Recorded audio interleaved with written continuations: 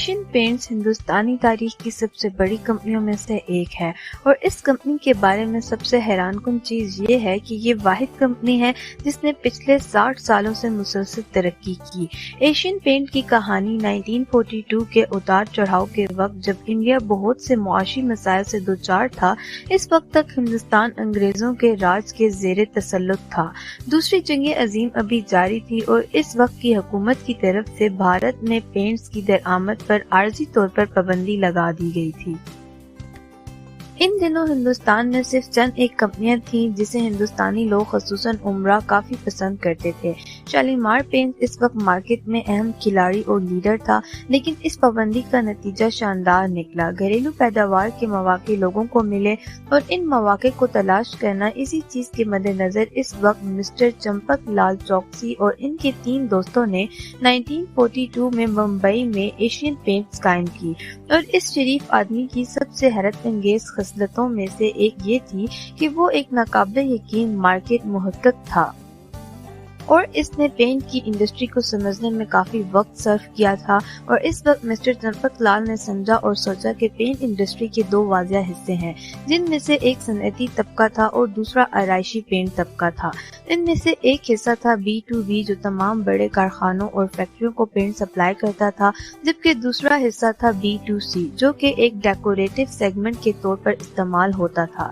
اس کے علاوہ مسٹر چمپک لال نے ان دیہاتوں کا رخ کیا جہاں لوگ بیلوں کے سینگوں اور ان کے گھر کے داخلی دروازوں کو پینٹ کرتے تھے۔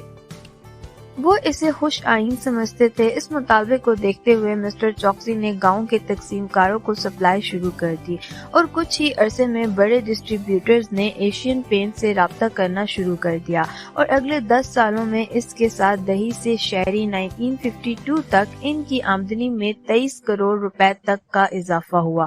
1950 کی دہائی کے دور میں ان مسٹر چوکسی نے دیکھا کہ مارکیٹ میں 2 بڑی پروڈکٹس موجود ہیں۔ ایک بنیادی خوش ڈسٹمپر تھا، انتہائی سستا لیکن یہ کپڑوں سے چپک جاتا تھا اور اس سے بہت بدبو آتی تھی۔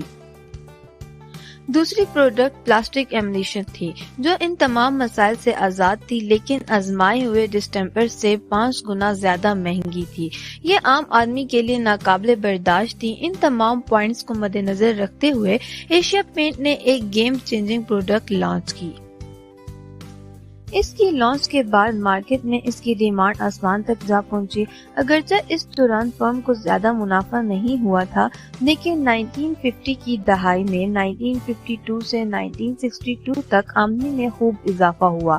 21% کی کمپاؤنڈ سالانہ ترقی کی شرح مارجن 1962 تک صرف 2% سے بڑھ کر 13% ہو گیا، اور 1967 تک یعنی کمپنی شروع ہونے کے 25 سال بعد ایشین پینٹ ہندوستان کی سب سے بڑی پینٹ کمپنی بن گئی، جسے بالکل خشک ڈسٹمپر اور پلاسٹک ایمولیشن کے درمیان رکھا گیا۔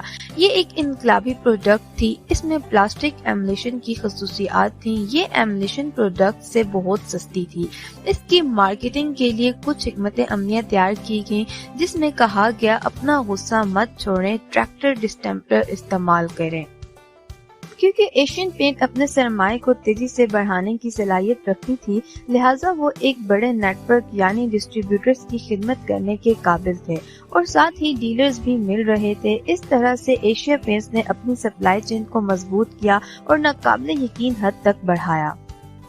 ایشین پینٹ مینوفیکچرر نے 70,000 پینٹ ڈیلرز تک رسائی حاصل کی بغیر کسی چینل کے مداخلت کے، لہذا صرف 3 سے 5% اوس مارجن کے ساتھ ڈیلرز کے لیے ایشین پینٹ اہل تھا۔